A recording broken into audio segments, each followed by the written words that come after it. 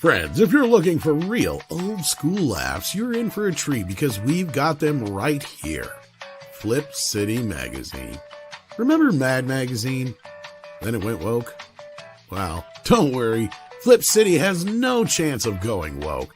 That's right. 4 times a year, you'll get an actual printed magazine full of jokes, stories, comics, and more, all about today's pop culture, entertainment, and woke politics. Flip City takes terrible entertainment trends we love to hate with hilarious parodies of Lord of the Rings, Stranger Things, The Walking Dead, Star Trek, Hunters, and more. Trust me when I say there is nothing else like Flip City on the market. So subscribe today.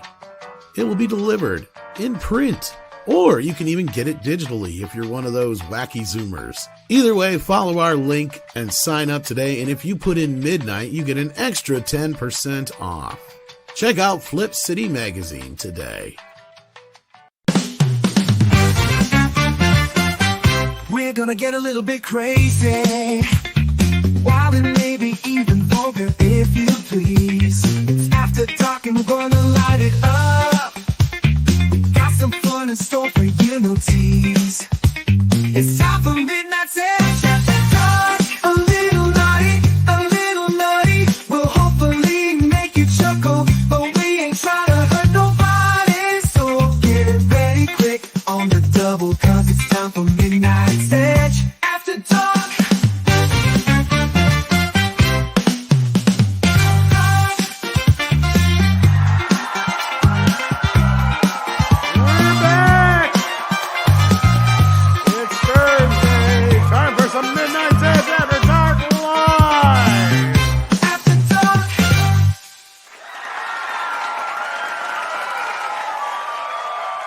Welcome.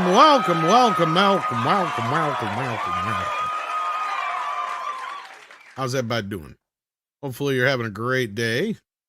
I'm having a busy day myself. How you doing, Brian? AKA that 70s rock fan. I am doing very well, my friend. Yes, just surviving a little bit of the heat. We actually occasionally get summer up here in Kazakhstan, and it's pretty warm right now. But yeah, hey, life is good. Cannot complain. Nice Jaws 4 t-shirt you've got there, by the way. Actually, this is the first one. I was going to say, that looks like the first one. But I do have a shirt from each and every one. Interesting. You've got the only Jaws 4 t-shirt then. The Jaws the Revenge, or whatever. I have wore that a few times, yeah. Nice. We also have Nick with us. How you doing, Nick? Hello, Tom. Good to be here. Hello, chat. So Deadpool and Wolverine's making money. I guess we're going to talk about that and more. But wait, there's more. I'm just saying it just with Billy Mays, by the way. There is more. We have more Canadians. We got CC Karaoke here. Glad to be here. Welcome back. It's been a tick. Yeah, well, some places have internet and some places don't. But right now I'm sitting by the ocean. It's just balmy 68 degrees every single day for the whole summer. It also means there's no obstructions. So I got internet just coming across the water. There you go. Picking it up. And, in a fire. I'm back. You're not in a fire. No, well, that's the idea. Like if I stay near the water, and then I won't burn to death. That's true. Seems like a plan, right? It does. Well, and you burn easily anyway because I do. White. Yeah, oh yeah. I mean, whiter than white. I burn in 5 minutes, and there's no such thing as tanning. Right? Oh, I know how that is. I'm almost there with you. Jay has gifted 5 memberships. Thank you so much, Jay. We appreciate that. I think that deserves a video. Why not? Let's go to video.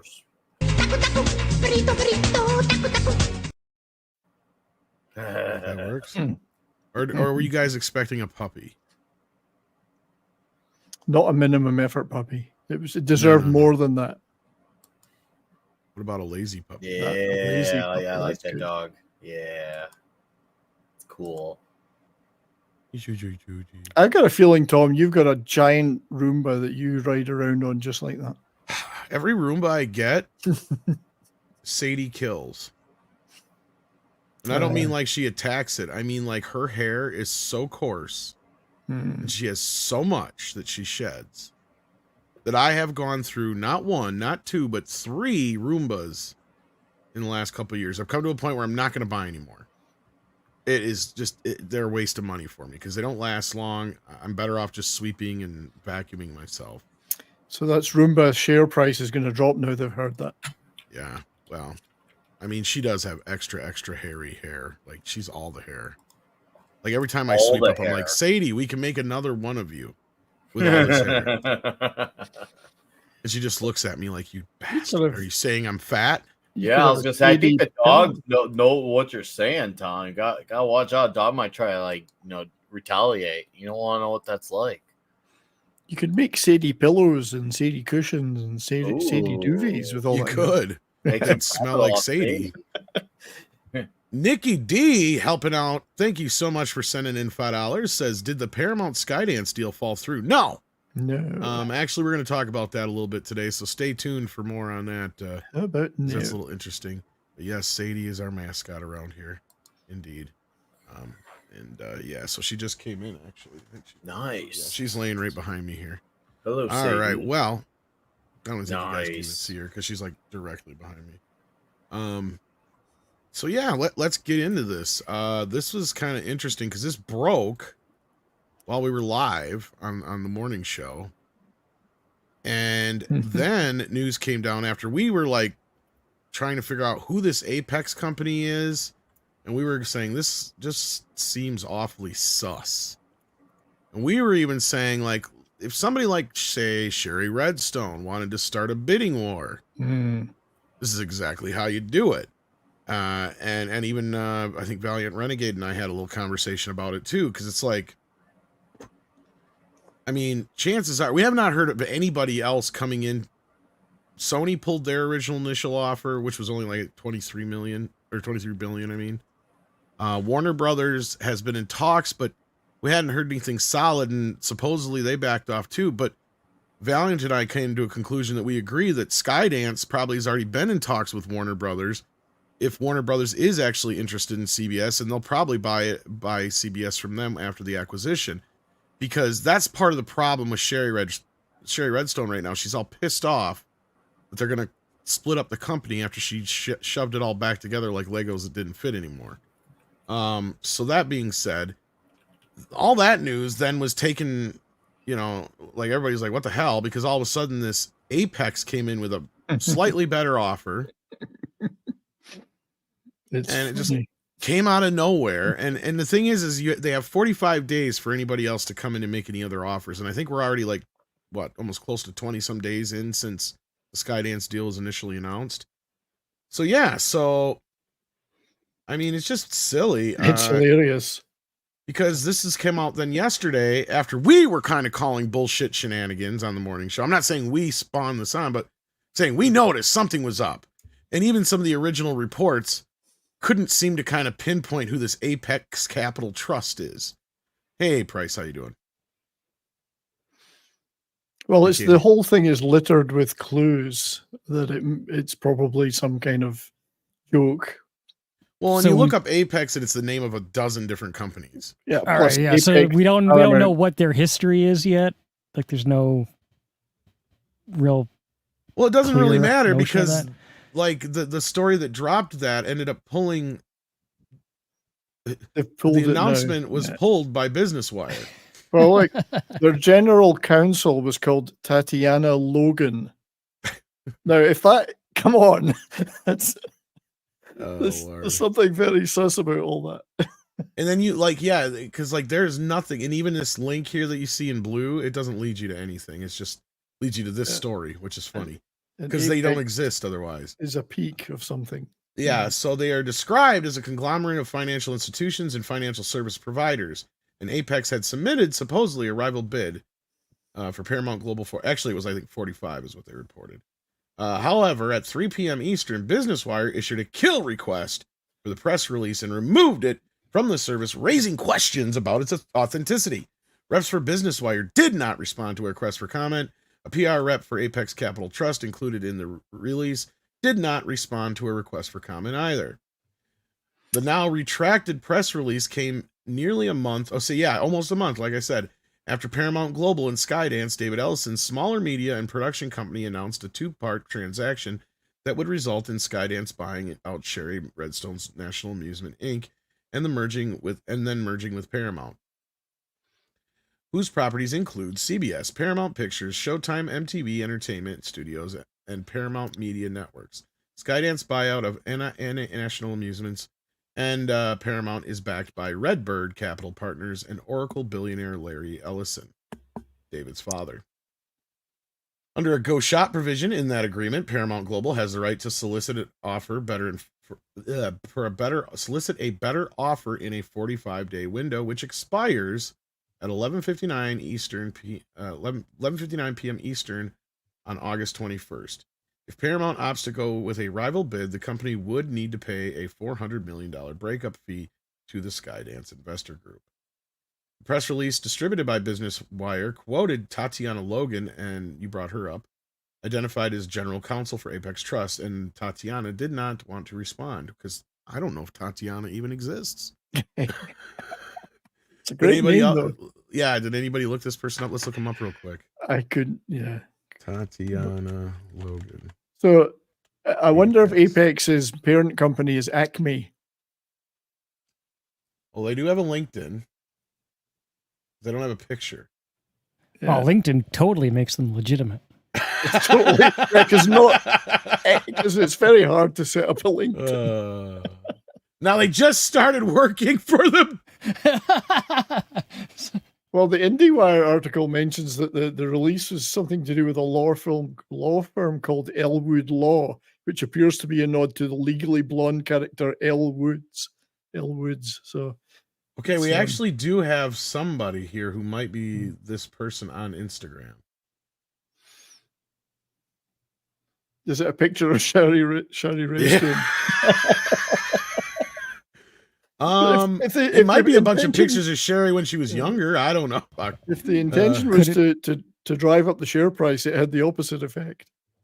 So it's not an AI person? And corporate lawyer with awards and recognition, supporter of arts and NFTs, fashions, culture, and innovation. Oh, this is just the type of person we want running Paramount. It's a real person. FKHC in the chat says they are owned by the Canon Group Inc. Yeah, right.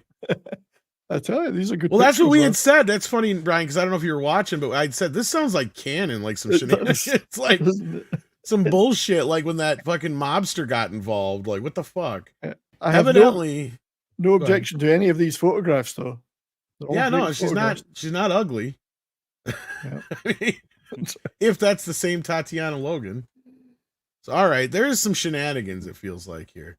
So, all right. So, similarly, though, going on with the story here. Reuters said it was withdrawing its story pending further investigation about the legitimacy of the bid. Like, this is crazy. Like, I've never seen anything like this in my entire years of... oh, you want to come on, Jason? All right. If you got something to say about this, let's see what you got. Because, yeah, I've never seen anything like this before. I think this is very on brand for... Hey, there you are. What's up, Bryce? We had you for a second, now you're gone. Now I don't know if I'm gone or not. No, you're here now. You're back. I feel like there's a problem with my... Can you hear me now? Yes. Yeah. Yeah, I can hear you. So I was saying that anything that has to do with Sherry is always weird. There's always some weird thing going on. It's like she never wanted this deal to begin with.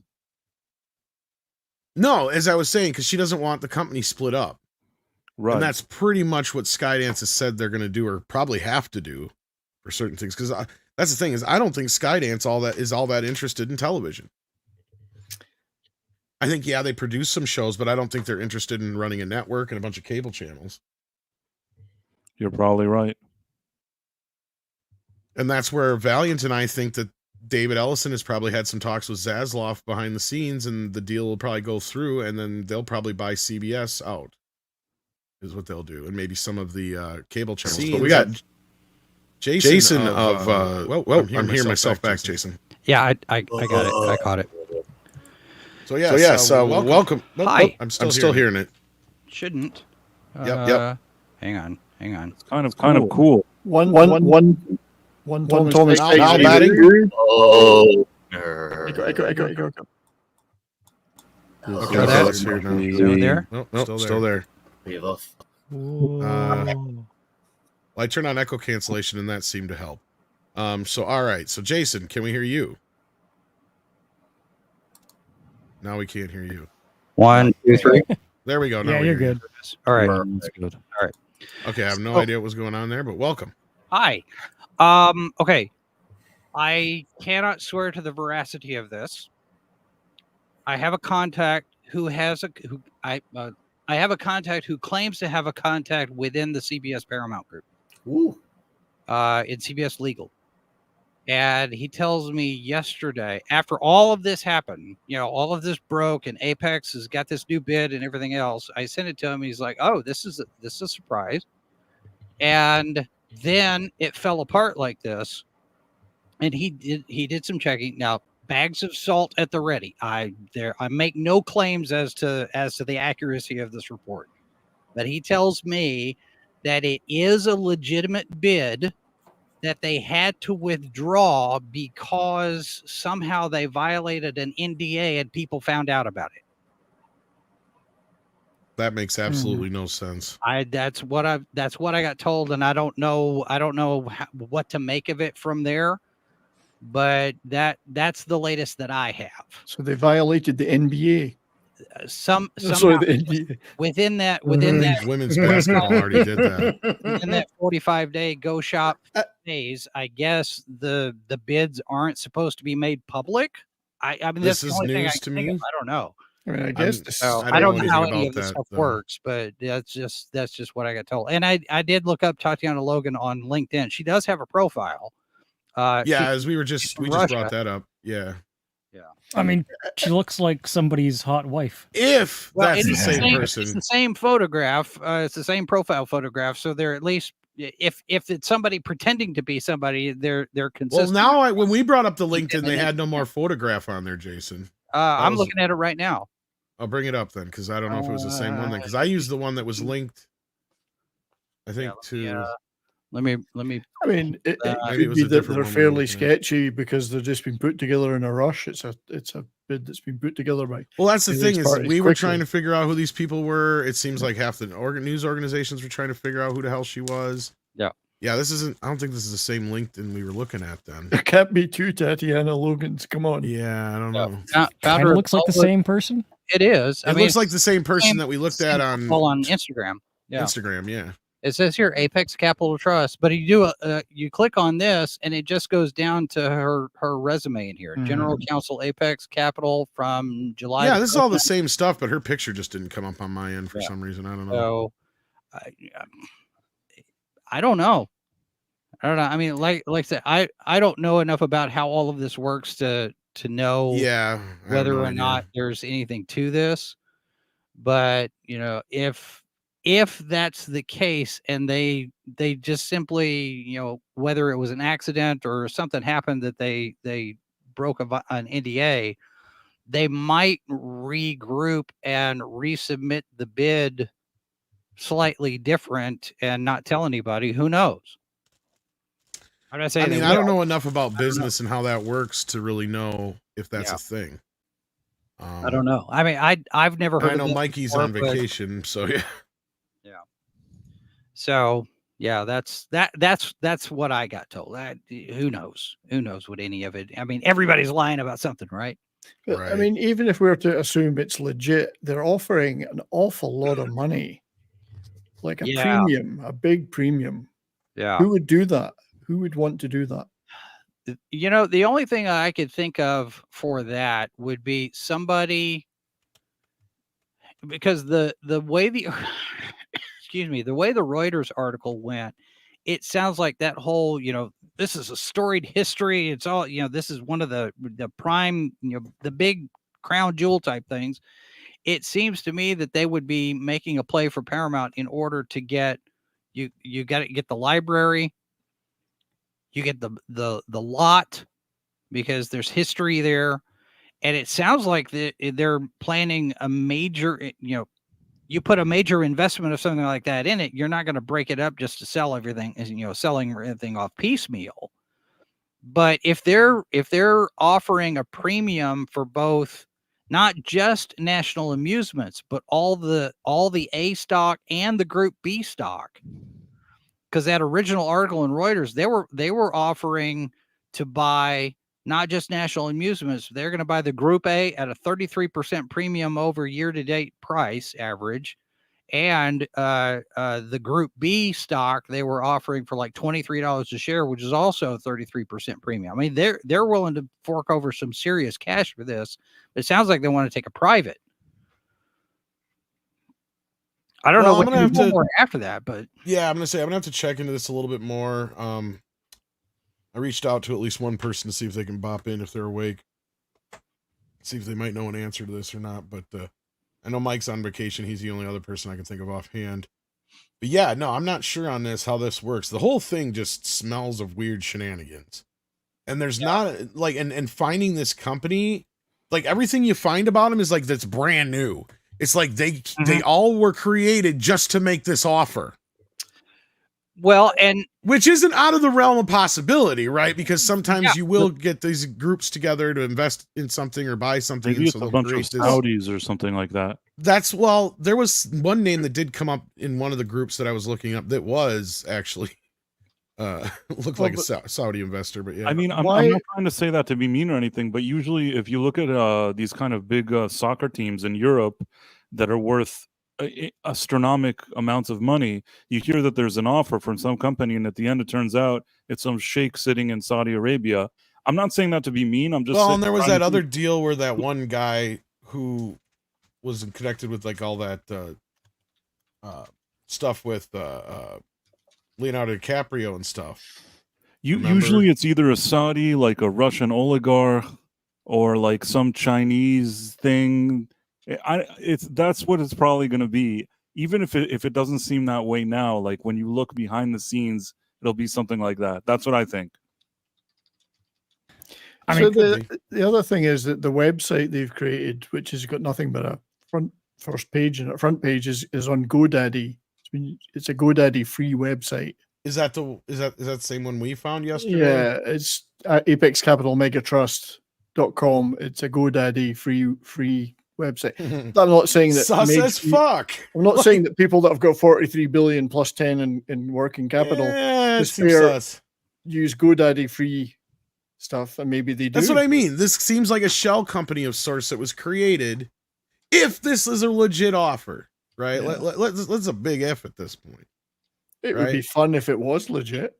It would be, because I honestly, look, to be fair, the only skin I have in this game is I don't want Skydance to take over, because Skydance, in my opinion, is part of the problem Paramount's had for the last 2 decades or better. Yeah.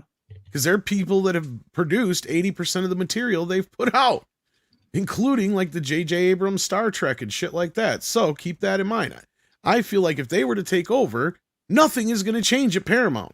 It is going to be exactly the same. And if you guys haven't been paying attention here, since we've started coming after them bastards, they have been going down in a burning ring of fire.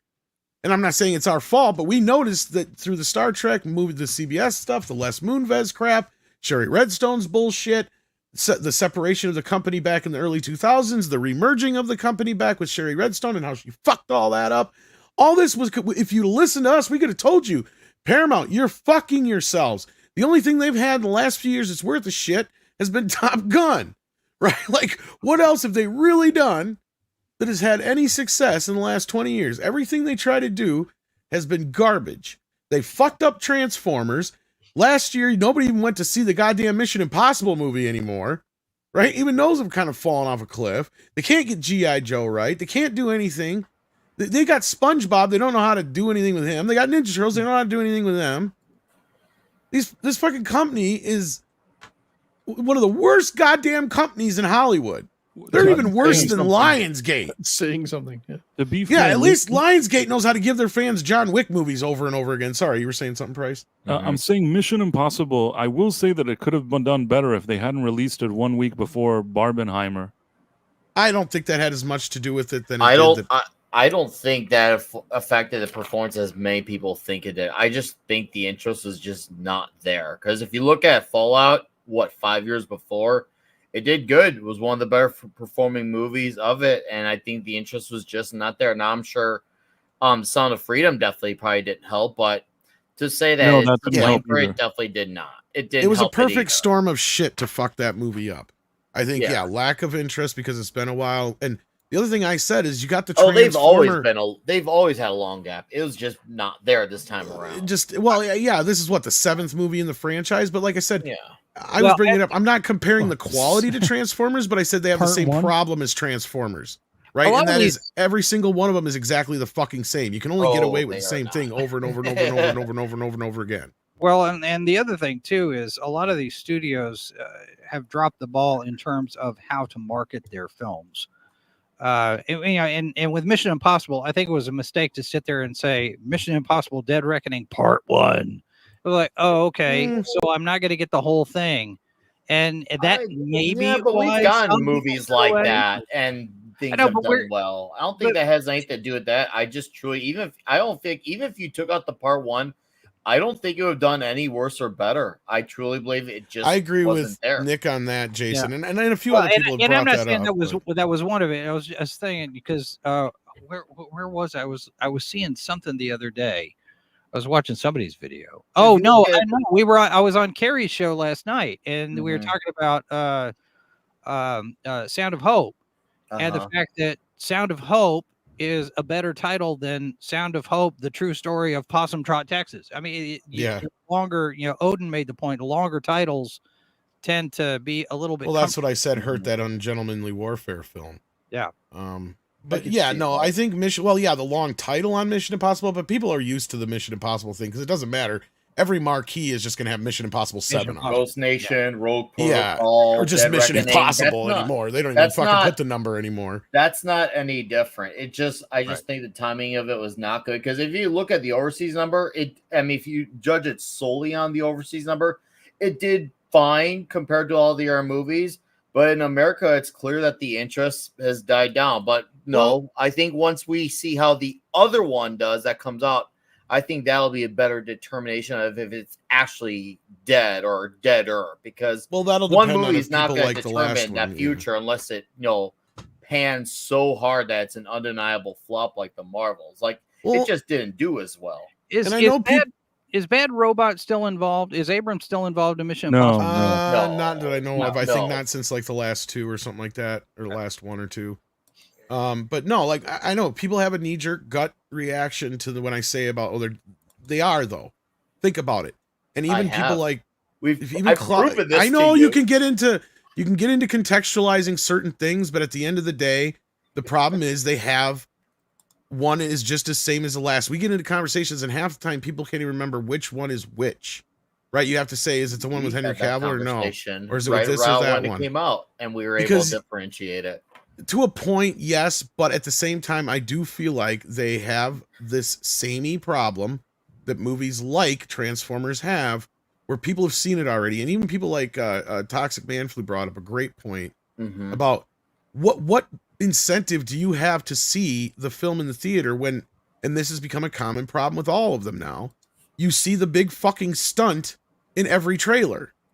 That Right. is a very Like, big. That is a fumble on big Paramount's problem. part. And when you get to That's- that point, yeah, I when there's agree on nothing else for people to go in for, Mhm. right? Because that's what I'm getting at. Like, I could kind of give you a broad generalization of a plot, and you couldn't really tell me which one it is because they are almost all similar in that respect. But what differentiates them is either the bad guy, the stunt, how the stunt plays into things, and they give that away so much in the last few films that people are just kind of going, "I've already seen this shit already."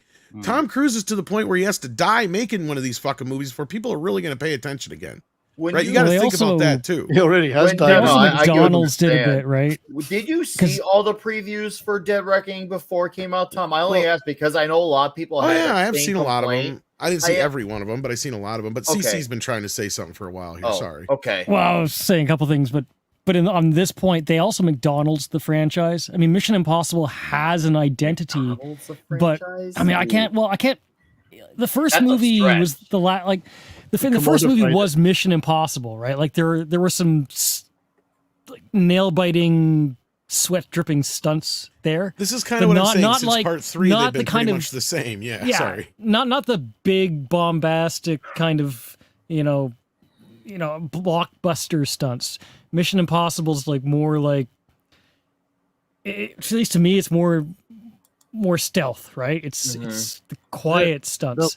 The later Um, ones have gotten into more action movies. Exactly. Yeah, I'd say It- since it- 4, that would be it's become correct. so much like every other action blockbuster that it's not really Mission Impossible anymore. It's just standard summer blockbuster, and it's like, okay, I could see that that's to a fine, point but with since 4. I wouldn't call it McDonald's. That's a bit of a stretch, but since part 4, I could definitely see your point on that. No, I- but no, he's I not asked wrong. about- Like, I he asked- four was the kinda- last. Four was the last one that leaned even a little bit into that. I mean, 5 might be my favorite, but Okay. ever since 4, and it's it's not definitely Mission just, Impossible's fault. And I'm not saying the quality is the same, Nick. And I know we've had this conversation already. But when you go into these, you know damn well when they sit down there, go, okay, so what's the big stunt going to be this time? That's probably the first of fucking course. thing they Oh, say, Yeah, absolutely. right? Oh, of course. And we have gone from, and think about what was the first stunt in the first movie? All it was him going shoo, down like this. That was it, pretty he much for the wasn't as most stunt part. obsessive at that time. That and the train at the end, but that was train not a and real the stunt because the most of that was helicopter. most of that was done on CGI on a stage. CGI, bad CGI. When you get to the second film, that's when he started doing this. I'm gonna do this fucking crazy shit because that's when he's climbing on the fucking walls and shit and doing all that kind of weird shit or the cliffs and all that stuff. And that stuff started carrying over into the other films. And yeah, they started getting more action oriented and less spy thriller. And you have to Yeah, keep I agree on outdoing that. yourself I every agree time. on You that. have to do. You have to keep outdoing yourself every time. Then, and it's Yeah, it's harder unfortunately, and yeah. harder to do. Oh, Look that at the. is- Sorry, Go go ahead. ahead, Nick. Yeah. I was gonna say, well, no, 70s. You are right. That does become a problem. It's kind of like the Marvel problem. Every time you get bigger, you have to outdo it. No one ever quiets it down for a bit. Like, Yeah. and if something ever just kind of took a backseat, just say, okay, you know what? Let's make this a quieter story for this movie, and then we can ramp it right back up for the movie after. That way, it'll seem that much more impactful when you have that. Yeah. And it brings it back to what I said to Tom, but if he had seen the trailers, because I know a lot of people are complaining about how they felt like they had witnessed a lot of the story in Deadpool and Wolverine because they saw the final trailer, which I never saw the trailer. So for me, a lot of what I got, I guess you could say story-wise, and the heart of it was a surprise for me. And I actually didn't see the trailer involving the big stunt Mission Impossible. So for me, that was a genuine surprise. But I can imagine if I saw that trailer, that one where he shows off him jumping off that giant hill, yeah, I would have not been happy if I saw that I trailer. can't That believe would've you taken didn't away see the- that because not only that, they used it take it in away from me. theaters. They used it in theaters for him saying, thanks to coming to see a theater or a movie in our theater, blah, blah, blah, blah, blah. Don't forget Mission Impossible Dead Reckoning Part 1 comes out July, whatever the hell it was. And then he does the fucking stunt right there. and it was a letdown. And you have the must crew have like no cheering and party. everything like that. And it's like, okay, what the hell's the point of seeing? Yeah, no. If I had Like, when I finally had seen that in preview and then I saw it there, yeah, I would have felt no momentum. It's like, okay, we saw, so this is your big thing that you already gave away. Well, the one part of the stunt they didn't give away was the landing, Yeah. and the landing was Still, just a you get an CGI. It was CGI. And I'm like, come Yeah. on. I was so Honestly, disappointed by that. I did not look, I didn't care for the film nearly as much as the other films, and I'm not dumping. I said it before I saw the film. It was. I saw okay. it coming like a train wreck. I just said okay. that the main audience for this movie is going to see Sound of Freedom.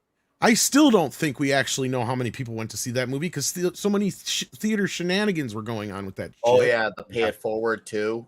Exactly. that And like I jazz. said, a large, not all of, but a large portion of the audience that would have gone to see Mission Impossible went to see that. And then Barbenheimer, yes, that did suck all the air out of the room.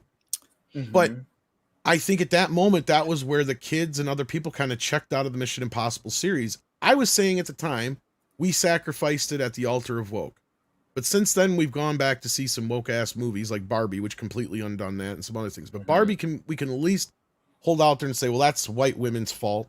yeah, Yeah, but Mission- at least as bad as that was a franchise, or sorry, a product made for girls, mostly seen by girls. And at least with that movie, as bad as it looked, because I never watched it, I can at least say, okay, at least they kept it out of something that I love. Not that they haven't done it to every other thing, but I wouldn't care if movies like Barbie existed and made all the money. If they left all their trash in their own movies, fine. Do your worst. Leave The whatever movie doesn't go to you want shit to. until the last third. Oh, really? That's the sad part, Nick. Because Okay. at that last third, I could tell you right now, they would have had a $2 billion movie had they just fixed the ending. All they had to do with the ending Mhm. was make it that obviously boys and girls need each other, because that's kind of part of the point, and not have Yeah. this girl versus boy mentality, leaving a bad taste in the audience's mouth.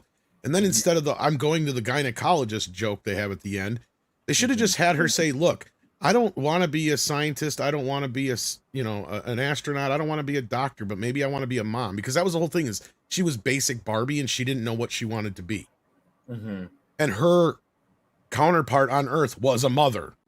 So I think that would have helped the movie, and then it would have at least had the same message. And I think it would have left both sides of the aisle going, "Yeah, that was a positive female representation of Barbie, and for kids who grew up with Barbie." Because the problem is this generation and the last couple generations have kind of rejected Barbie. Yeah. So that also yeah, feeds I've into the noticed movie. that. Even my kids And- were wild about Barbie. Even Tom had to get rid of all his Barbies. I did. Well, Culture's the one that has more than I do. My kids like select. The only names. Barbies I like- have they say like- Nego they like- on them. They like some of the sets around Barbie, but as far as the character herself, they never like the character. They love the play sets that she would come in, whether it was like the shopping. Well, that's stuff or because the accessories. toy of They Barbie love is the that perfect stuff. girl's toy. Why? Because and we've had this conversation, but girls and boys play with toys differently. Oh yes, And they Barbie do. is the perfect toy because girls can project whatever the fuck they want That's right. onto She's Barbie. a blank canvas. She's a blank canvas. And that's what they Blank were and that's what I thought was interesting and clever with the movie, but they fumbled the ball and they never picked it back up in the third quarter. So by the end of the game, they lost it. Because that the first 2/3 of Barbie are hilarious and actually pretty well thought out and clever. You It's know what once they ought get to to that do? last part, yeah. What they ought to do is they ought to do a Barbie movie that crosses over into G.I. Joe, because Barbie was Well- always the girlfriend for the 12-inch G.I. Joe figures, right? It's kind of funny Oh, you yeah, I say can think that, of the Jason. marketing now. Dude, Barbie G.I. Joe and gets her. Barbie's the girlfriend. Jason, I can think of the marketing now. Barbie gets her 12-incher. Well, it's kind of funny you say that because part of the movie is that she's not so interested in Ken either. Her version, her Ken Well, anyway, because every Barbie wrong. has a different Ken, of course, too. That's the other catch. But here's the thing: is G.I. Joe and Barbie under two different toy companies? But I always thought it was silly that they didn't have like a He-Man connection. Basically, same kind of idea, but just switch out G.I. Joe for He-Man because they are the same company. Because in the beginning of the movie, they show the little girls playing with Barbie in like this wasteland, like in 2001, right? Mhm. Well, I said they should have had in the background. You see boys playing with the Masters of the Universe figures in the mud, right? Kind of like as this contrast of the difference, right? And the whole thing could have been much more clever even than it was. I felt they just dropped the ball. But anyway, that being said, we've gone way off the beaten path. We got a couple super chats and then we got some other stuff to talk about. Armchair Troop sends in 5 Canadians, says Comics Matter with your boy Zach has been mocking you guys for criticism of Disney and other SJWs. What do you say? Has he mentioned us specifically or just in general? Okay, I can actually answer this. I've been a pretty steady listener of Richard Meyer for a bit now, and he's gone on a different direction. I guess you could say having more critical thoughts towards our sides of the internet. He's never really dropped any names. He just calls this side anti-SJW fans, or he had some other name that he's using now. Would just give me the fries. I don't know his deal. I wish he would come on a stream or even an email and be a lot more elaborate, because he's going off on community posts like he's going off like it's Twitter, and it just seems like I don't know if maybe he's just lonely now and he's in the void of his own thoughts. I don't know. I don't want to say that like I'm trying to like disrespect. No, the guy. I don't give a shit if I people bash us. If they're going to bash us, I just want to mention our names so people know how to find us. I just don't even know who this is. Who is it? I hope.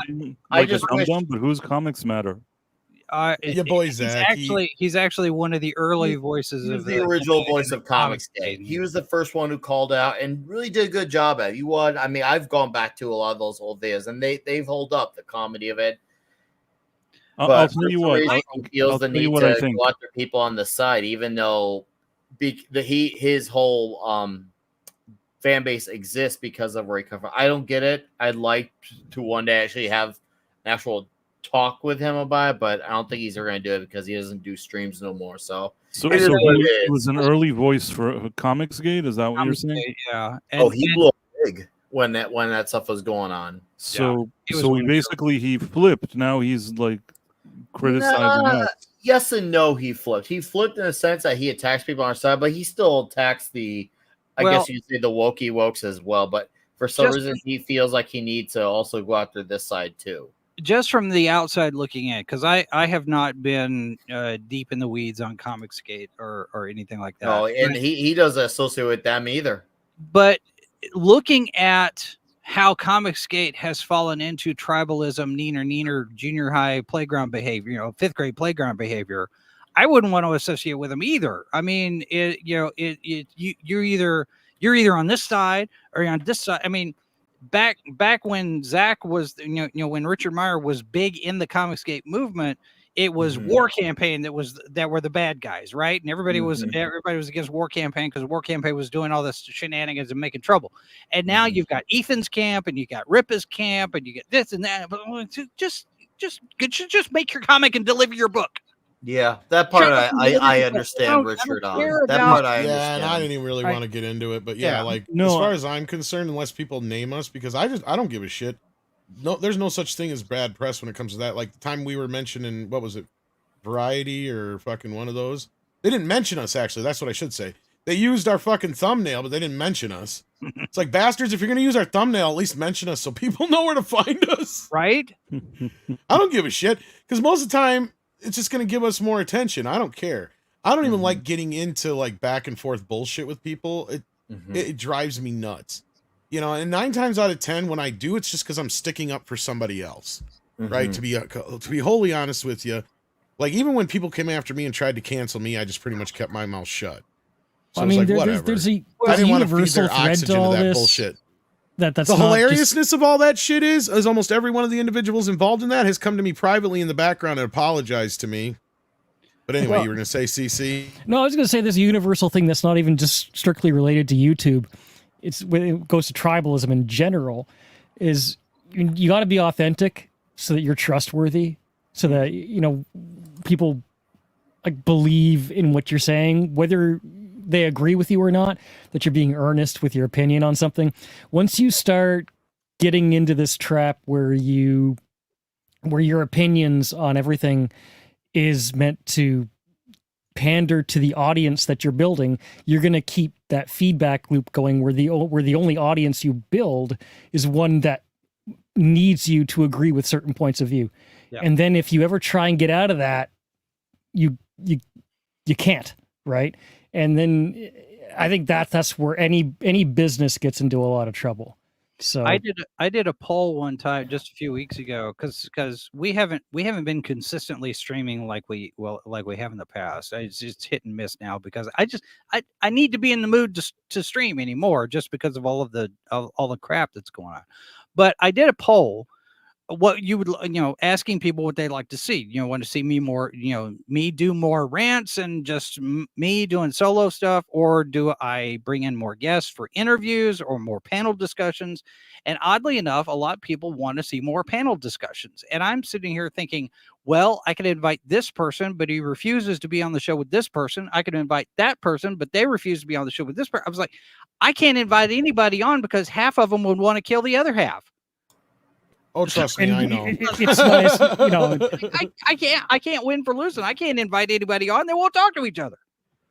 So don't even go in that direction. I'm not. I can't. Be off. You know what's sad about this whole thing? Just don't. Because I know exactly what Jason's talking about, and I'm not. And this is gonna sound so fucking sexist when I say this, but 90% of this shit generally starts with women, which is hilarious about the men that are getting involved in this shit. That's okay. Yeah. That's why I say men may conduct the wars, but they do it for a reason. They do it to protect something, right? Usually it is, right? Like how many wars have been fought in the names of women, right? Exactly. Yeah. and this one is not necessarily a Helen of Troy moment here as far as the personalities involved, but there are a lot of personalities and none of them like each other. And I was like, well, okay, fine. I'll just you can always just go elsewhere. For every group of people you'll find that can't link up, you're always gonna find ones that do. Just Yeah. keep on the path and reach out, network. You'll find people. I mean, that's how Tom has shows like Mead. That's how he has his in the morning crew. He has his set crew. Some people come and go, but there's set faces. I guess I could apply that to Toxic Tuesday as well. So Well, yeah, there's a lot more. I'd You'll like to have find your everybody tribe. on, right? But it's like even here, we get 6 of us on, and it's tough to kind of have a conversation sometimes without people talking over each other too much and shit. So Yeah, it's just one of those things, you wish you could have more people on. You wish you could do this, that, and the other. It's just, but sometimes we're you all kind of still gotta just dudes. cut we're the Speak for cut the yourself. amount down a little bit. Connor Dorian sends in 5 and says, "What about the Quiet Place and Sonic Hedgehog movies? They've done well for them. I don't know how much of that Sonic money they get to keep though, because that's a co-production deal. Was with that a Sega. co-production or just a I distribution think deal? so. Yeah, I'm not I even have sure. a- Yeah, if it's a distribution deal, then they get to keep less. So yeah. I have a weird feeling that Sonic 3 is going to do really big unless they do something Oh yeah, to, it'll do all right. like fumble. No, I don't know. The last two have done well, but I think Sonic 3 can do like big league like type of number, especially when it comes out around Christmas time, and with it being the debut of Shadow and it being the third movies, and they've garnered goodwill from people from 1 and 2. I think 3 has potential to be one of the bigger movies of the year, as long as they play their cards right. Does Knuckles come out before or after that? I think it's already out. Is it? It's already been out. It's been on Is it Paramount out? Plus since April. All right. I don't April pay or May. attention to that because I haven't been paying I haven't attention. watched it there, but I'm aware that it's on there. But regardless, 1 and 2 they've done fairly well, but I think 3 is where they get to really bring home the dough. We'll see. Yeah, I mean the first film I feel like got cut off because of the COVID shit, but we'll see. I know the second one did pretty well. But yeah, I mean those have been successful for them, but they're not enough to keep the studio going. They need bigger hits than that. They need a lot more horror films and other things like they have. And Paramount Plus just destroyed them. I would like to see them sell Star Trek to Warner Brothers. You might see that yet. You never know. Because Because it all depends if like Warner Brothers ends up buying CBS, depends on what's underneath that umbrella. Well, see, and this story keeps flipping every, how many times has the Skydance deal been done now, right? Oh no, wait, it's not. Oh yes, it is. No, now we have this. Now the story keeps changing. I mean, this thing has flipped probably a good dozen times since December. I'll tell you why, and I keep saying this, and I know I'm like a broken record. Most people are just regular people that want to do what's right financially and things like that. Sherry and her family have so many billions and so much money that the only thing that's really guiding her is her ego. And when you have a person that doesn't care about anything except for their ego and maybe just narrowly avoid any lawsuits from investors or stockholders pretending to do the right thing, it's a recipe for disaster. And really it also highlights why Paramount is even in the situation that it's in now because of Skydance, because of Sherry, because of Ellison. This is how it all looks because there's no longer somebody that actually cares what happens in that company, really. Oh, I agree. Yeah. Sherry's going to Broadway. Exactly. Y'all see that? She's backing a workplace comedy drama thing that's just gone from off Broadway to Broadway called Job. She's old. That's like a retired Hollywood person thing to do. Yeah. I mean, really. To be honest with you, at this point, I don't think she's going to avoid any lawsuits either, though. I think it's going to get interesting in the next couple of years. She almost probably should hope she croaks until these things go so bad. But her dad lived forever, so I don't know if she's going to be so lucky.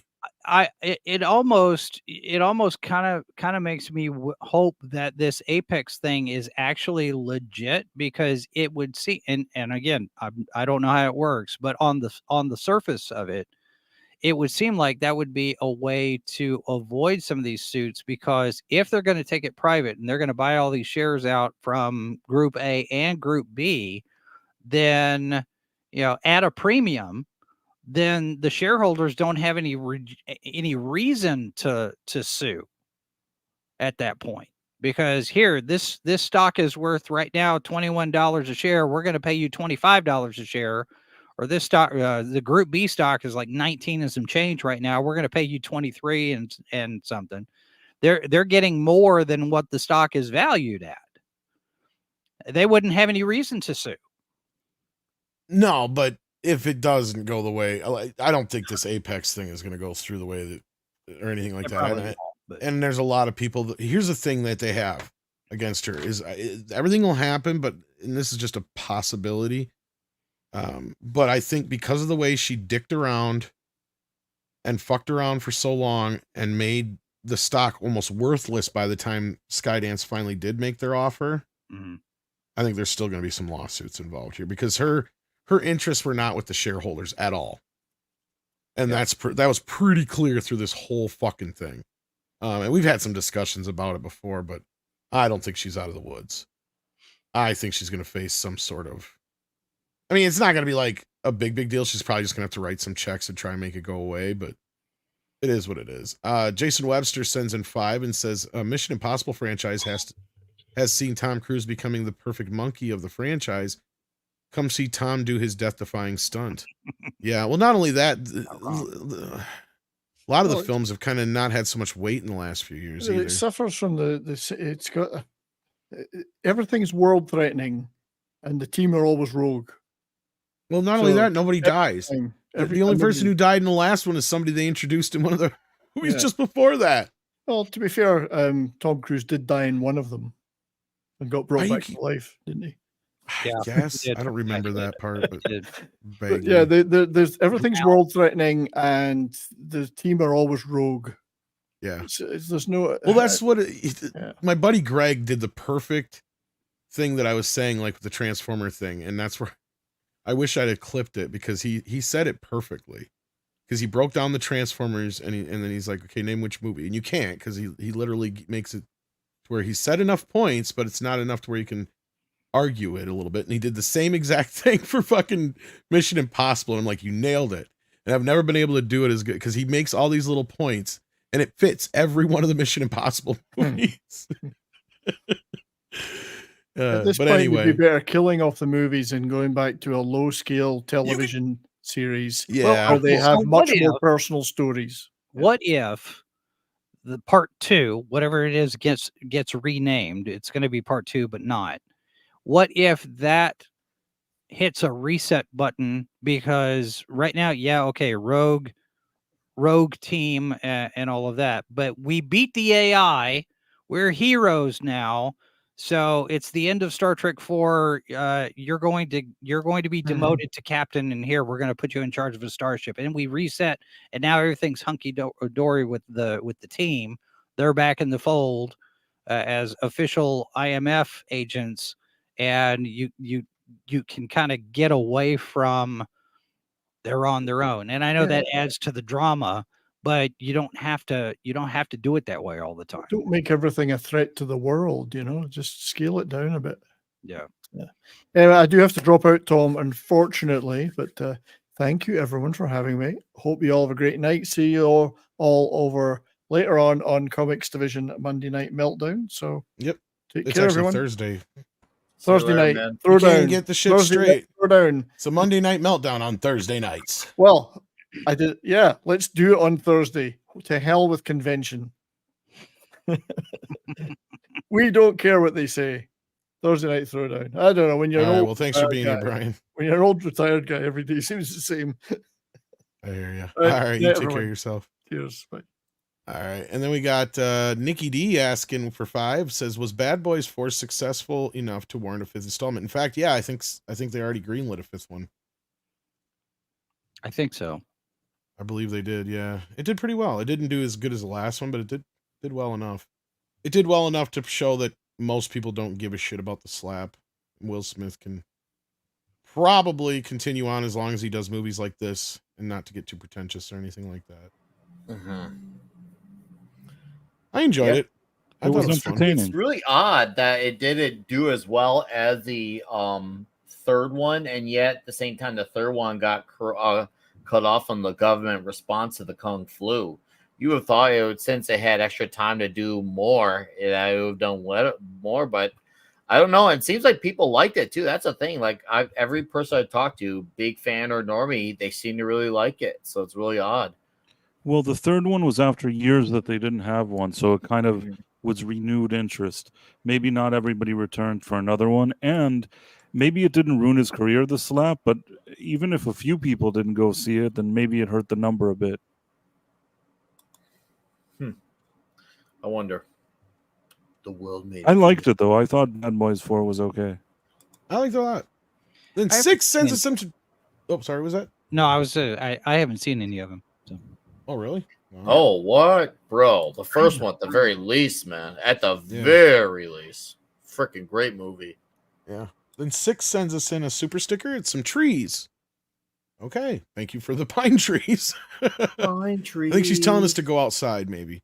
Thank you for that, Six. Connor Dorian sends in 5 and asks, have we seen the new Terminator Zero trailer? Yeah, it looked all right. I'm not a big fan of the anime style, though. That's just me. I know a lot of other people are going to dig it, so I don't know. What'd you guys think? Anybody else watch it? Didn't watch it.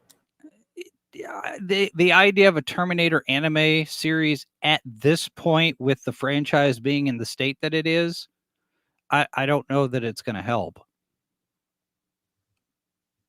I can't see it performing that well. After T2, maybe after T3 would have been the perfect time to do it. Now I think they're too late. But that's just me. Yeah. And then we got Samuel Main, who's been a member for 2 months. Thank you for that, Samuel. We appreciate that. And if you'd like to support us, you can always join up or send in a super chat as we're going along here. We'll definitely talk about that. But here's something that's kind of been debated hotly. I think we should talk about this a little bit. Jamie Lee Curtis came out and bashed. Well, okay, she was asked about what she thinks of the Marvel films, and she says bad. They're bad, basically. And then she came out and her backtrack she tweet that apologized. Ryan Reynolds mentioned. Yeah. And then Ryan Reynolds came out in defense of her. So this has been this back and forth thing. And so before we go deep into this, look, I think anybody should be able to say whatever they want about anything. I don't have a problem with that. Mm-hmm. But agreed. That being said, I don't think somebody who just made a shitty fucking trilogy should be saying anything about anybody else's movie series. Mm-hmm. Well, I think she should be waiting to see how her Borderlands movie turns out before she be talking smack on Marvel. That's just me personally. Yeah, well, she was apparently, and I saw part of the clip. It was on MTV, which used to have music videos, by the way. MTV is still a thing. It was this group, and she was sitting there with a number of other people, and they were asking her to say, what phase of Marvel are we in now? And she says bad, and she's clearly making a joke. She's clearly making a joke, and then she's like, "Oh, yeah, can I even say that?" And then she does this. This is the same kind of thing as Bob Chapek's hostage video with the whole Florida thing. Somebody got to her and talked to her and said, "Oh, I have a good idea." That's a really nice Freaky Friday sequel. There'd be a shame if anything happened to it. I don't think it was that bad. I think it was more so just somebody called and said this is bad optics, considering you have a movie being made with Disney. And I think her agents and her publicists probably freaked out. And her agent probably said, if you ever want to work for Disney or Marvel, you better get out there and fucking apologize. Yeah. I think that's what happened. As simple as that. Now, do I think she should have been forced to apologize? No. Do I think she should apologize? That's up to her. But at the end of the day, wrong. Whatever. She's not wrong, no. But again, glass houses and shit, y'all. Yeah, clearly. It's clear this stuff runs on a house of cards. I know I'm of one mind here with this, with Jamie Lee Curtis. And I apply it to the same thing I do with politics. Either everyone says what they want or no one does. I hate this thing of, well, we can't say anything bad about Marvel, whether it's intentional or it's a joke or not. If you're not a fan of something that's going on, you should be able to have that opinion. No, I agree with you guys. And that's take. Because that's fine. Yeah, but the fact that, oh, well, she can make fun of certain things, but this you can't make fun of that. You can't say anything bad about Marvel. Like, really, just to me, just shows that she's weak. Honestly, whether it was part of her job she's required to, it's still weak on her end because she did it anyways. And we don't need a Freaky Friday sequel. She actually has enough actual respect and integrity.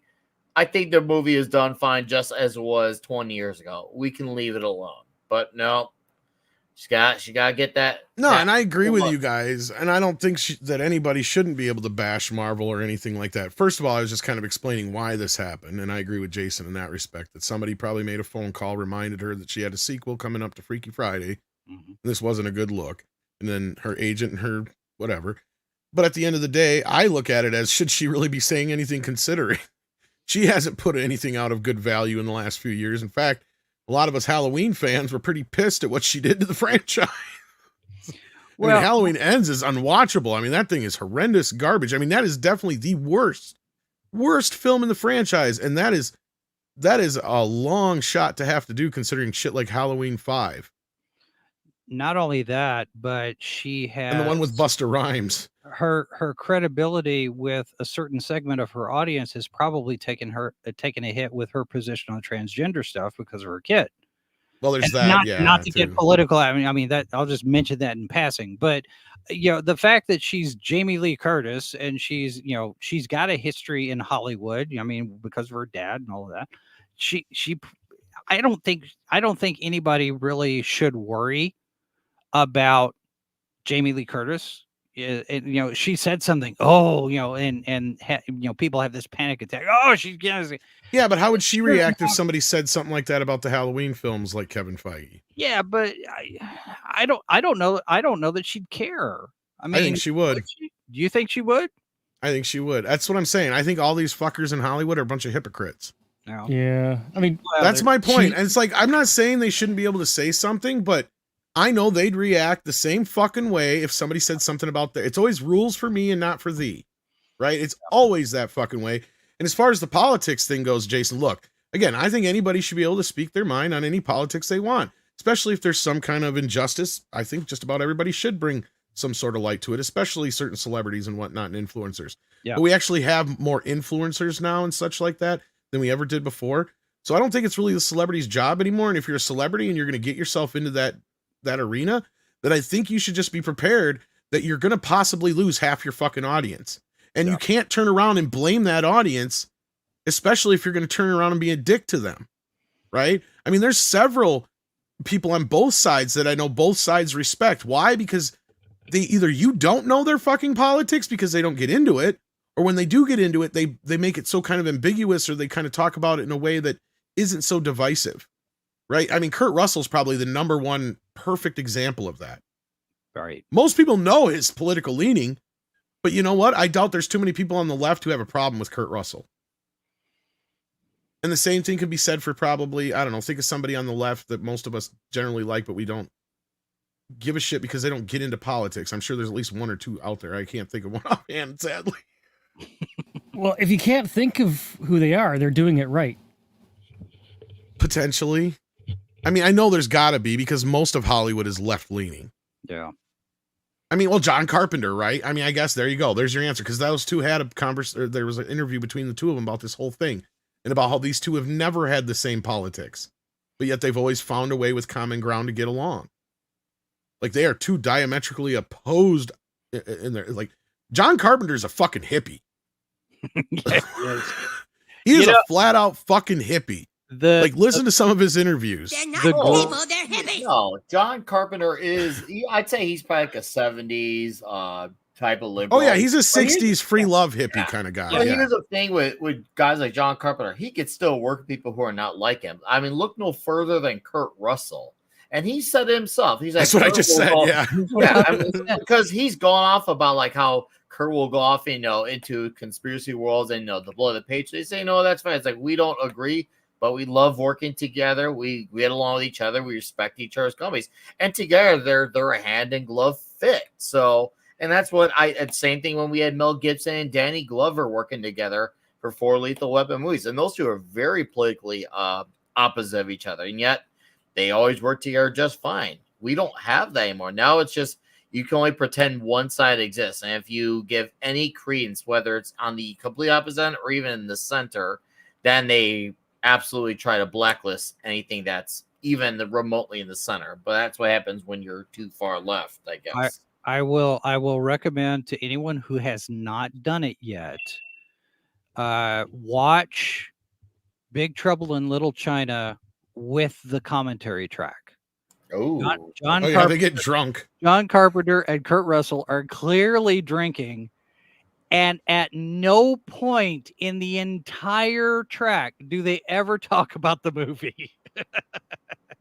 It is one of the greatest commentary tracks I've listened to, and I don't know how long. I'm like, this is wild, because a lot of times they're talking about hockey, but it is such a wonderful, because they're just having a conversation. They're just talking. They're just two guys talking and drinking, and they're not paying attention to the movie at all. And it's brilliant. Yeah, I got like you sold me. I got it. Is that on the basic DVD? Because I had the basic DVD. I think it's on the old one. I think, yeah. I have the original DVD of that movie. So I think it's from the Laserdisc originally, but yeah. But no, like I don't know what you guys think about Jamie Lee in this whole situation.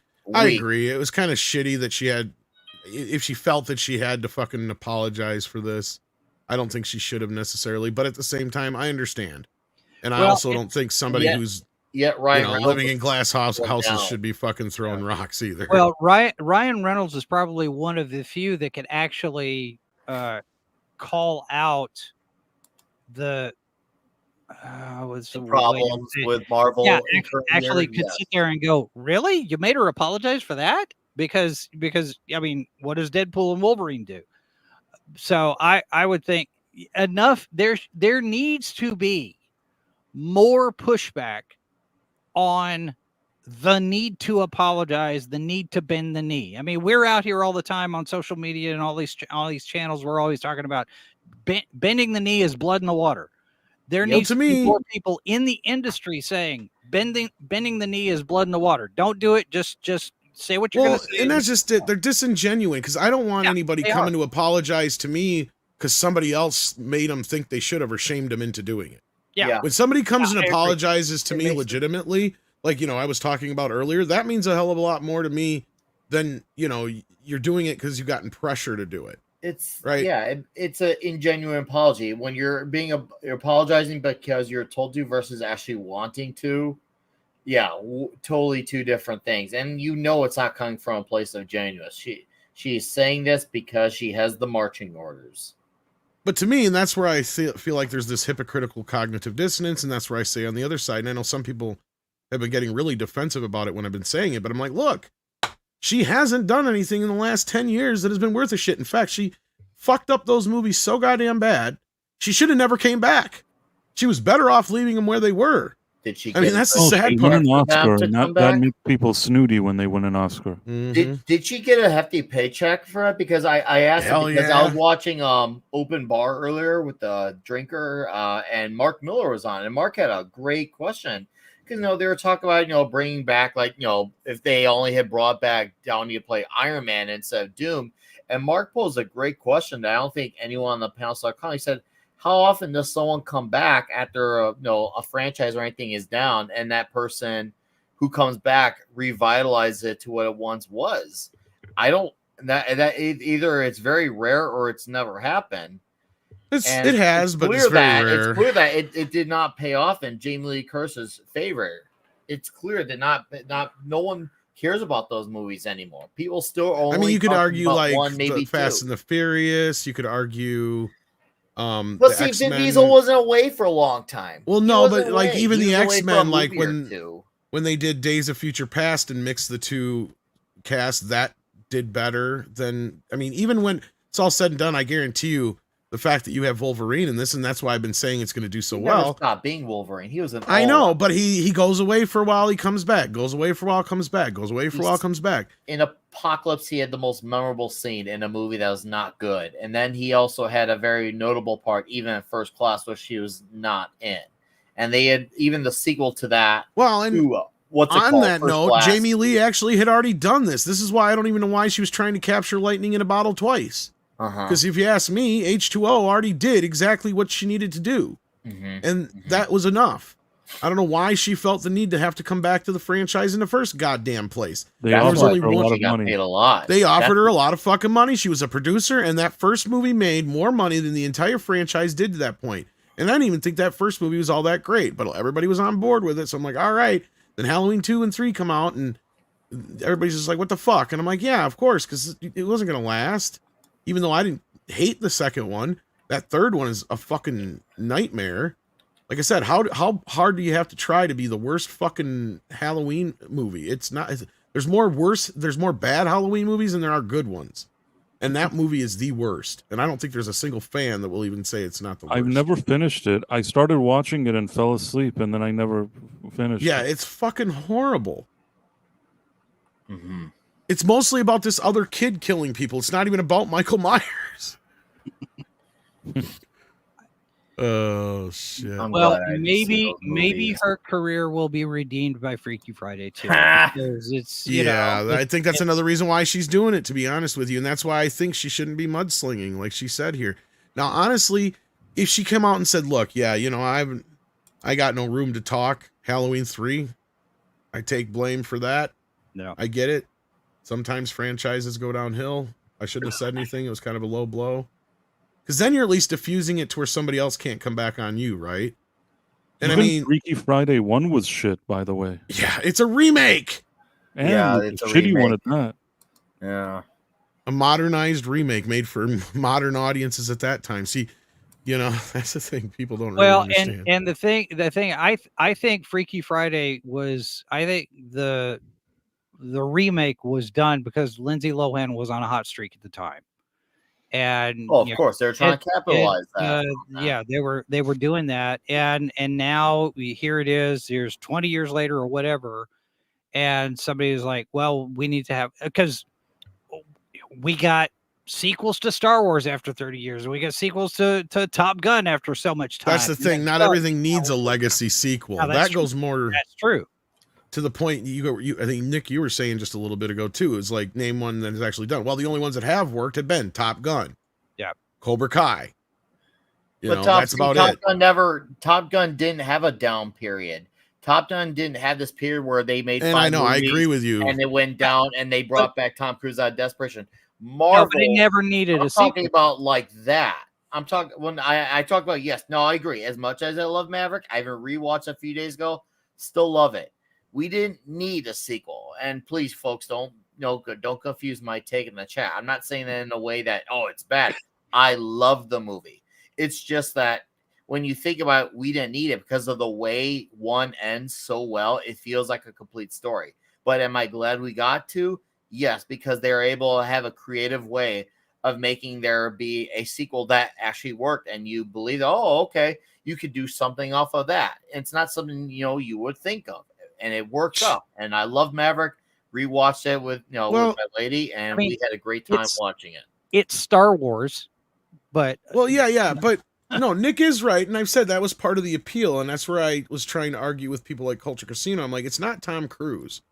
I said it's a movie that first of all, nobody asked for, and in that, the fact that they've been trying for a decade now to make this thing happen, there's a passion behind it. Yep, that's the big difference between some of these other franchises and other, like Beverly Hills Cop 4 is a great fucking example of how Eddie Murphy's just trying to cash in on fucking his past when it's just as bad or worse than Coming to America in some ways. Mm-hmm. I mean, with the 2 in the title, right? Two sequels we didn't need after 30 fucking years. But speaking of Tom Cruise, go ahead and finish your thought. I said when Maverick came out, I remember telling Mindy that it was the first movie that I've seen that I actually got the impression that Miles Teller knew how to act. Did you watch his movie with I didn't see that. No, I didn't see that. Oh, dude, it's good. Watch He's good in The Offer as well. Yeah, but I guess I heard that he's good in The Offer. It was up until that point, you had the Divergent movies, you had Fantastic Four Stick, whatever. Four Stick is fake news. Doesn't count. Doesn't exist. Yeah, but he surprised me with Maverick. Oh, dude! I also liked him in that movie with the drum one. What the hell was it called? Yeah, where he was J.K. Simmons, where he's the drummer. Oh, dude, guy, why is it not coming to my mind? I just watched it recently. Somebody in the chat will get us. But yeah, this just come across here. Tom Cruise will close out the Paris Olympics with a stunt Whiplash. that will involve him dropping from the top of the Stade France and I'm sure I fucked that up, and transporting the Olympics flag to LA, where he will skydive onto the Hollywood sign. What the fuck? This is from Babylon Bee TMZ. story? You know what It's this from is? TMZ, I guess. The Olympics must not be doing as well after some controversial events, and there's been a few of them this year. This is their way to get people back in. What? Controversy at the Olympics? What are you talking about? I haven't heard anything about this. I haven't watched What? this. All I've watched of the Olympics this year, has nothing to do with social political links. They're gonna kill I have Tom watched Cruise. one commercial that involved the Minions. That's as much of the Olympics I've watched is a commercial based on it. That's it. Isn't that gonna be funny if it's none of the movie shit that he does, but the fucking Olympics that end up killing Tom Cruise? Right? It's kind of like I used to joke about how, you know, what's his face, and I felt bad when Steve Irwin died. I said, you know what, that fucking guy, he is such a dangerous bastard that when he dies, it's not going to be from something like, you know, he did end up dying, which I felt bad when I finally heard about it, but like, it's going to be because he's cleaning his gutters out or something at his house and he falls, or he gets struck by lightning trying to fuck with something on his roof. What gets You know? me is I'm wondering how the Olympics could afford the insurance to cover the stunt. I don't think Because- Tom Cruise is Maybe he insured. waived I it. think he just has a waiver. Yeah, I was gonna say, I don't think he's insured at all. Oh, I think Price was going to say the same thing. Yeah, I said he signed a waiver. Fair enough. Probably. Okay, yeah, I could definitely see wager. That would, especially for a guy like Tom, yeah, that would definitely make more sense. that's going to make it hard for him to shoot that movie in space if anything happens to him. That's what's going to end up killing him. Watch. Yeah. Just kidding. Right. I don't want to bring no bad luck. I'm only joking. But anyhow, that's our main topics for the night. Did you guys want to talk about this video game story or What video? Come games? again? the SAG-AFTRA story or Saga. Oh, is it about the AI thing? I heard a little the bit thing about that was shared in the group. I have no idea. I only caught a glimmer of it. There is a conversation to be had about motion capture if you're interested in it. If you know anything about it and you want to lead on it, CC, go right ahead because I have no idea what's going on here. Is I this mean, more Script Doctor would be better to talk about the politics of unions, but I can certainly, contribute to the conversation about motion capture because that seems to be what this is about.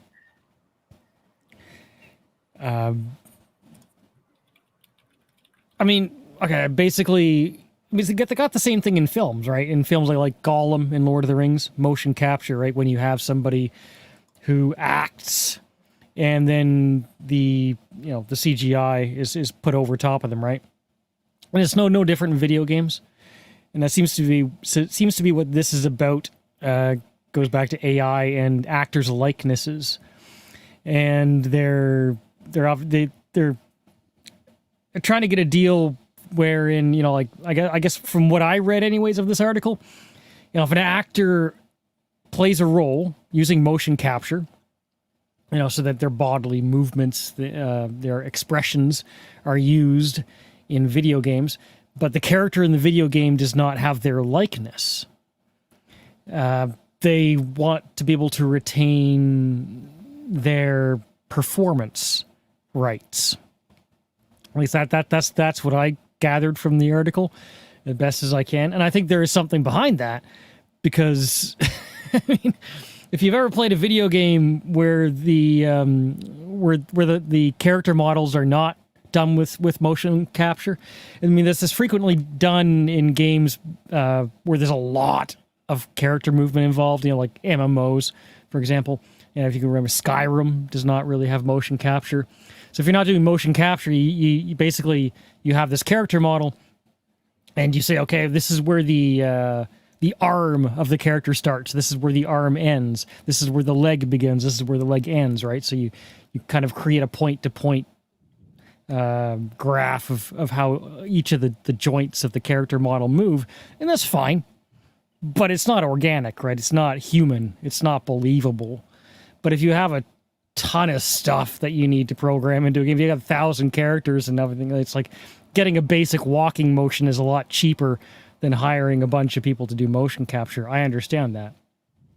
But motion capture will always be better because it's actual actors with human movements, right? It's believable. You see it, and it's obviously in the case of a video game that the character on screen is a character model, CGI, like Gollum in Lord of the Rings, for example, not an actual physical human actor, but it's still a performance, right? So I think that seems to be what they're arguing about right now, best as I can tell. And I think it's legitimate. You don't want to give up your rights just because the character in the game doesn't include your likeness. I mean, there's a lot of artistic versatility, is particularly, when you're not live action, you can make a character look like anything you want, anything that your mind can come up with, but you still have a person playing that role behind it, right? And they should have, compensation for that performance. That, it's just like, okay, another great example, say what if you get somebody to play a character once, and then if they don't have the rights to that character, you can just replace them? I mean, I guess you can always replace them, but well, Justine Bateman, back when the writers and actors strikes were going on, especially the actors strike, Justine Bateman was all over social media calling out the problems that were still there with regard to AI. And this particular one, we've managed to negotiate all of the other points in terms of compensation, everything else. It's the AI stuff that's still the stickler on this. And Bateman is really big on the AI stuff is a threat to everyone's performance, not just in front of the camera with the motion capture, or once you're dead, who has the rights to your image. I mean, do you guys remember the Pepsi commercials that had Elton John and Louis Armstrong, and you had Humphrey Bogart? It was like, I remember when those things came out in the 90s, I was like, half of these people are dead. How did they do this? They had to pay somebody for something. And then there was a beer commercial with John Wayne in it. And I thought it was cutting edge technology at the time, but now, you look at what they're doing with James Earl Jones. They have paid him for the rights to use his voice in an AI generated performance in perpetuity as Darth Vader. James Earl Jones will always be Darth Vader because they paid him for the rights to his voice. And with the AI stuff, if there's not, how do you determine what suitable compensation is for something like that? We want to take your likeness. We're going to scan your face, because now they could do it with, they're doing it with Mark Hamill. They could do it with Harrison Ford. They could do it with Carrie Fisher. We can put Mark Hamill's face on any actor forever. How much do they pay him for that? And I think some of this factors in on this, where your people with performances are sitting there going, well, we should get some better scratch for this stuff, and it shouldn't be abused. That once you pay, it was like when they were talking about scanning background performers, right? Well, now I've got this model in the computer. I don't have to pay anybody for background performers. I can just put all these people in the background, but those are actually real people that got scanned. Do they get compensated every time you use that model? Yeah, I think this is kind of the same sort of stuff. I haven't been following it that much, but just reading a couple of articles, it seems like that's a piece of it. I don't know. I think AI is dangerous all the way around. I'm of the opinion that AI is dumb as snot. You could use AI to create the image of a dead actor's face, or somebody who's still alive and just use their likeness. but you still need a human playing the role. And it would, I mean, it's like if you got Harrison Ford's likeness to play Red Bull. Han Solo or Indy, but the character, the person actually playing the role wasn't him. I see us going in that direction, right? Oh, so it's not actually Harrison Ford's performance; it's just his face. Yeah, well, it's this new Sora stuff, Sora AI, and whatever this new iteration that just got put out there, a week and a half ago. It is dangerously close to you can't tell anymore, Right. And I think that you have at some point you got to start wondering, okay, well, what kind of protections are in place? What kind of guardrails are in place? Because it's garbage in, garbage out, right? We're seeing like with Meta and Google, and Google's now using Gemini AI to monitor the live streams and the videos that are on YouTube for wrong think and bad words and stuff they don't like. It's affecting search engine results. We see that with what happened in Butler, Pennsylvania. Google and Meta is using AI to scrub things that we know happened. It didn't really happen that way. It's a dangerous thing, and who makes the rules for that stuff? And the other thing is AI doesn't, I say this before, but AI does not know what something is. Like I'll go back to the Harrison Ford thing. You can train an AI forever on how Harrison Ford acts, but it'll never understand how he actually acts, right? Yeah. It'll just take that data set of familiar movements and it'll try to replicate it. And it'll be the same thing with what you're mentioning about when we talk about like the algorithm and all that, and how AI is implemented to try and erase wrongthink. It might, even if it was used with good intentions, to erase things that are actually bad, right? Or to suppress things that are actually things we do not want. Things that are literally harming people, right? But who decides that it's bad? Who decides? Well, exactly. So you get all these layers, right? Yeah. There's always low hanging fruit, like murder is bad. Okay, right? And there's a lot of gray area in between that. I get you. But even on something that's absolute, that most people can agree on is low hanging fruit. I don't want to say it because I don't want to trip the algorithm, but you know what I mean, right? Yep. The things that say happened on an island once. Even if everybody can agree on that, the AI doesn't really understand it. So you can train it on something like that, but it's still going to hit all these other things. Like, that's just why I said, like, I can only just say that island, because if I say anything more, it doesn't understand that we're discussing something with minutia. It's just going to hit it as being part of the bigger umbrella, right? Right. I don't see AI being able to comprehend that anytime soon.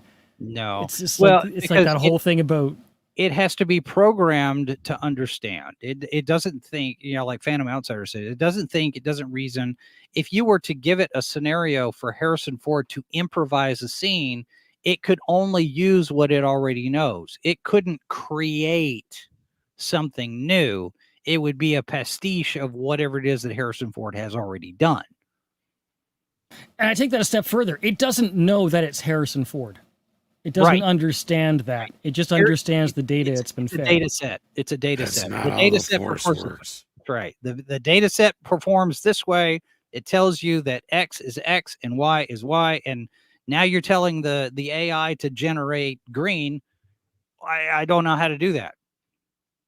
And that's not to say I hate AI. I think that like there's in the chat, Tornado says adaptive learning. I think there's a lot of I'm fascinated by the idea of an AI that can continue to learn from the continuous input of data, but it's still never going to think the way a human does, right? It still operates in those ones and zeros.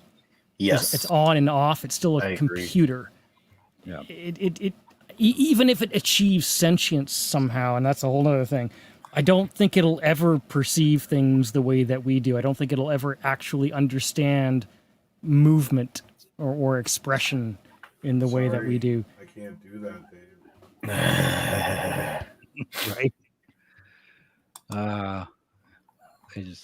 I was getting deep into the weeds, but No, that's all good. Actually, we have another story I totally forgot about. We were going to start with the other one. So is there anything more that you guys had to say about... Nah. AI is dangerous. Don't use it. That's the final word. yeah. Soon people won't even need us anymore. They'll be watching. That's where I'm getting at, though. I think it'll always need dark us. AI. The same way that we kind of need technology. I think it'll always need us. The mistake would be for it to believe that it doesn't need us to complete it. That's my position, anyways. We have killed all the humans. Now what? Shit, we didn't think that far ahead. It could just be Matrix. They could decide the only way to need us is to make us batteries. I made the joke a long time ago that at one point Google was going to buy Facebook, and when the Google AI read everybody's posts on Facebook, that's when Skynet would be born and the missiles would launch. Because it's social media is the worst. Can you imagine an AI using only social media as the learning model? I mean, we're fucked. I mean, yeah. No. That's where we are. Pretty much. Well, we got Warriors of Justice sending in $2 and says, "What's worse than ants in your pants?" Well, an uncle, of course. That's right.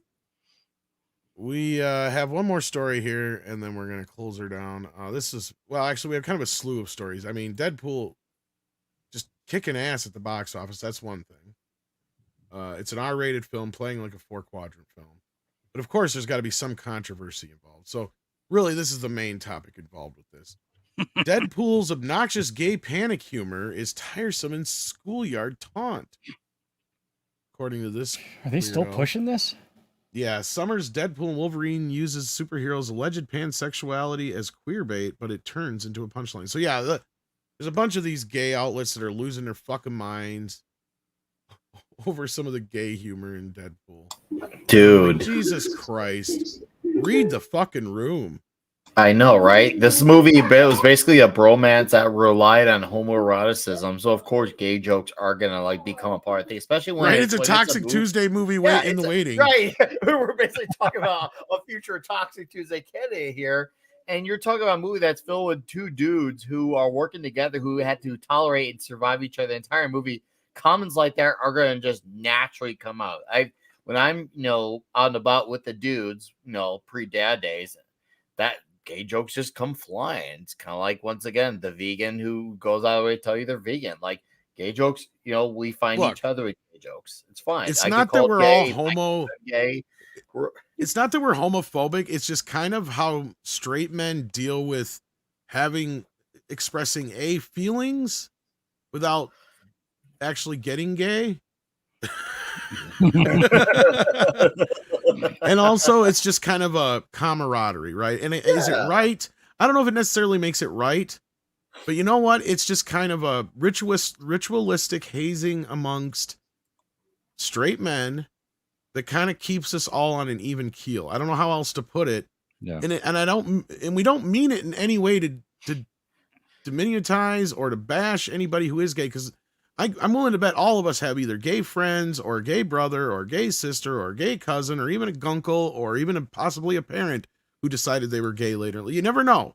A gunkle? What's a gay uncle? For you. I have not heard that phrase before. I have a gay friend who literally, his nickname for me is the F word. Not that F word, but the other one. And you know what? I roll with it.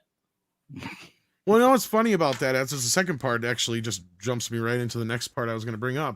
And that is, of the gay people that I've known my entire life, 9 times out of 10, they'll use F words and other things and slurs a hell of a lot more than anybody else. Mm-hmm. It's great. It's awesome. I've never heard it more than when I knew this one couple, and once in a while, one was more flamboyant than the other, right? So one would always go, "Quit," And they'd be like, stop it. It's like, no, seriously, you're acting all like whatever. Knock it off. Like, they would say that shit True all the story. fucking time.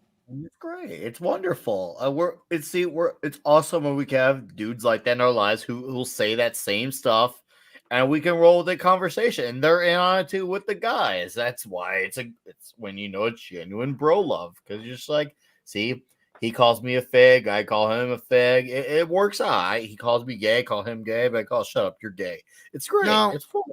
See, I still do use gay once in a while in a terminology I normally wouldn't. Now, I have kind of tried to excise the F word out of my vocabulary, more so just because it could get me canceled now and what I do for work, right? You know, like kind of like the N word, but it's just the stupidity that they'll come up with here.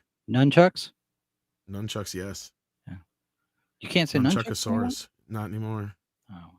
Oh God, Paulie's here.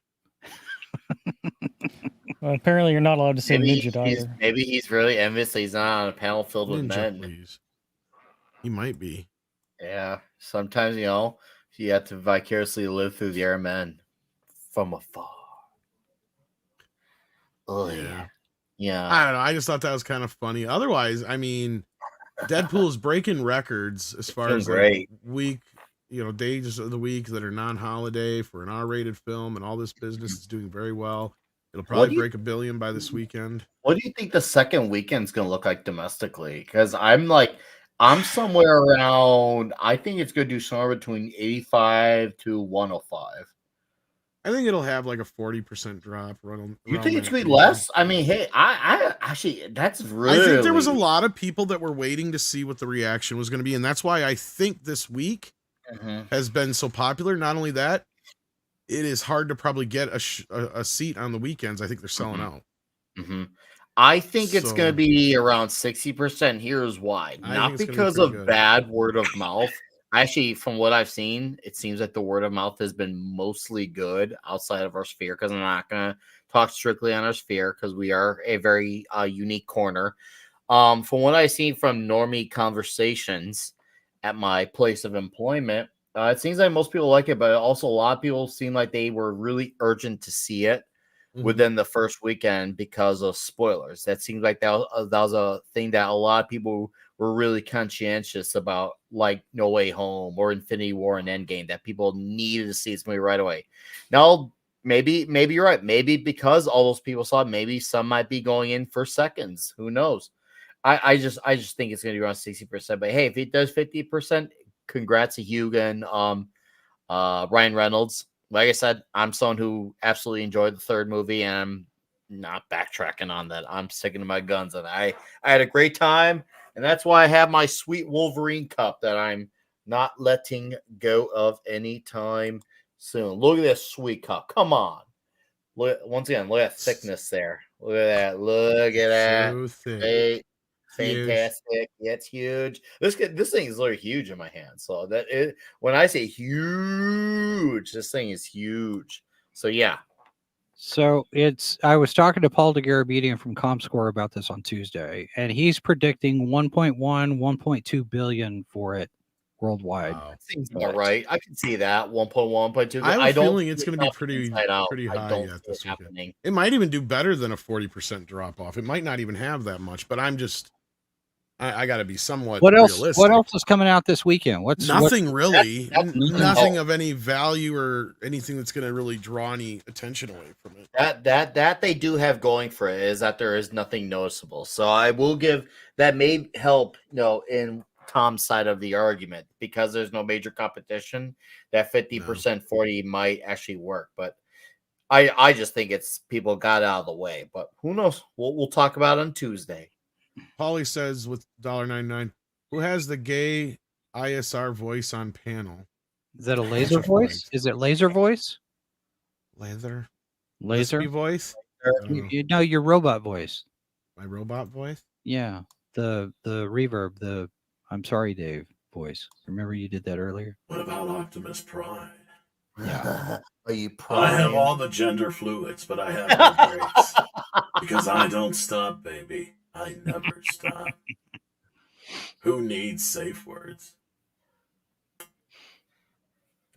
That's right. Oh, Trap is coming out. That's from. Yeah, but is that really going to draw any attention from Deadpool? I don't think so. Probably not. Jason Except Webster there's- sends Is that Warner Brothers? I don't know. What were you saying, CC? I was saying, is that the Japanese trap or a different kind of trap? It's a Maybe horror? it's a trans trap. I think it's. Oh, I think. yeah, well, that's what I mean, yeah. I think it's a horror from Warner Brothers, if I remember right. So it is that kind of trap. Yeah, it is. Jason Webster sends in $5 Australian dues. Says distract Kathleen Kennedy and her husband Frank by saying, "Here we go. Make 2 sequels to Congo." Well, yeah, duh. I could make Congo too, but I'm gonna need a lot of cocaine. Lot of cocaine. But did you see what my other movie did? It did gangbusters. It's called Twisters. Because there's not, it's better than a twister.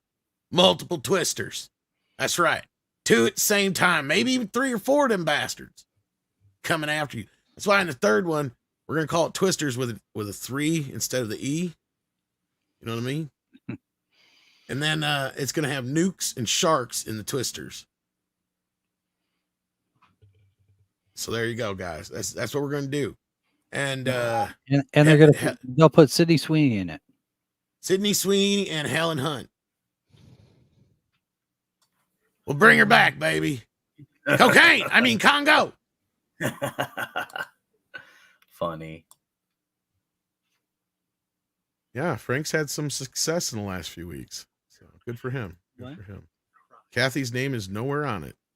All right. So I must share that Junior Office Boss has just given to me his review of Deadpool Wolverine.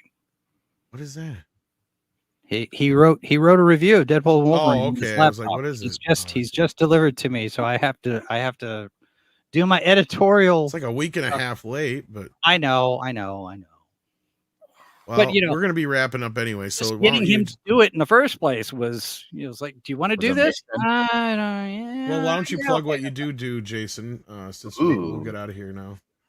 We have sci-fi-free.com, which is where we'll post book reviews and movie reviews. We do have a show live from the bunker. Tomorrow is open line Friday, starting 1 p.m. Eastern. Anybody can call in and be part of the show. Share your thoughts. I know I go out on a limb, dangerous, because we don't have the 7-minute delay.